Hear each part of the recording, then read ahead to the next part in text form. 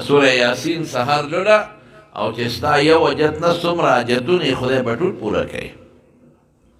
او حضور پاک فرمایي چې چا یو دل سوره یاسین ولسته د قرآن شریف د لسو ختمو ثواب به په خدای پاک ورکړي.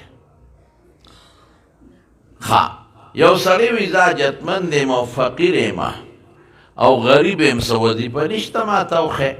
رسول الله مبارک وی ولې نشته زه درته ښیم که نه چې څوک ماښام ماسخوتن سوره واقعه ولولي دنه به خدای فقر فاقه نه راولي، دی به خدای غریب کوي نه مالدار به.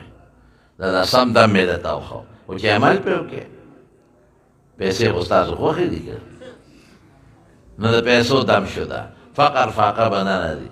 عبدالله ابن مسعود رضی الله تعالی عنه حضرت عثمان رضی الله عنه ورته راغی وی پیسې در کوم وی زما پیسو ته حاجت نشته د سبا دي که بېګاله مرم بیمار یم په پیسو څه وی لوڼه دي هغې ته به یې پرېږدې هغې له ورکه وی ما د خپل محبوب نه یو ټکی اورېدلی دی یو دم امې لوڼو ته ښولی دی او ادم څه دی وی حضور پاک فرمایلی چې څوک ماښام یا ماسخوتن صورت واقعه وی په دې به فقر فاقه لوږه نه راځي قات به پرې نه راځي. نو زما لوڼو ته د ادم خولی دی هغه دی وی نه به راځي او که نه وی خپل کار دی کوي. دا څونه ښکلې دم شه تبارک الذي کې څوک وی قبر کې به عذاب پرې نه راځي. همدا حضور پاک وینا ده. آیت الکرسی کې څوک د هر مانځه نه پس وی رسول الله مبارک فرمایی چې ساتیو خې جنې به جنت ته ځي. یو سړی په پوړی د پاسه په درم پایا د هغې نه را پرېوت چې ځمکې راورسېد سر یې ولګېد مړ شو. چا په خوب کې ولیده وی الله د سره څو کړل وی نور نیم پېښو چې اندرمپایې نه را خطا کېدم نو اندرمپایه مې لیده او چې څنګه اندرمپایې نه راورسېدم نو جنت کې پروت وم بل ټکې نو بر اندرمپایه ولاندې جنت بیبی ناجوړه ده بابا ناجوړه دی دا څه دم شته چې خدای پاک یې پې جوړ کړي. حضور پاک فرمایي سورت فاتحه پې وایه الحمد شریف خدای به شفا کړي. سورت الشفا یې نوم هم دی. جوړونکی څوک دی چا سره وایه دا دم خو یو سبب دی. جوړونکی ډاکټر نه دی څوک دی ډاکټر خو یو سبب دی.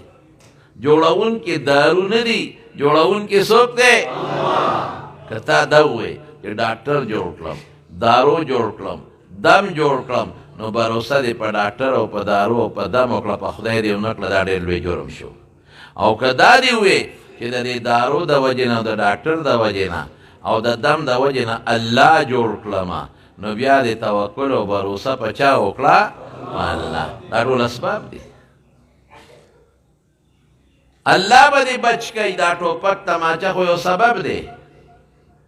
الله به جون در کوي. دا ډوډۍ اوبه خو یو سبب دی. که وایې چې دې سبب دا کار وکړو دا مؤثر حقیقي دی نو بیا خبره خطرناکه شوه. او که وایې چې نه دا سبب به استعمالوم خو سبب کار نشي کولی په دې سبب به نتیجه څوک مرتب کوي الله. دا په الله توکل شو. حضور پاک دمونه نه دی چولی ته د هغه نه ښه پوهېږې. حضرت حسن او حسین دواړه بچي نوسي یې راوستل وی بچی چې دم هم کم بسم الله ارقیک دم پیچئ څه وایي اعوذ بکلمات الله التامه من شر ما خلق و شر عین لامه و هامه. دې پې چوف کړئ.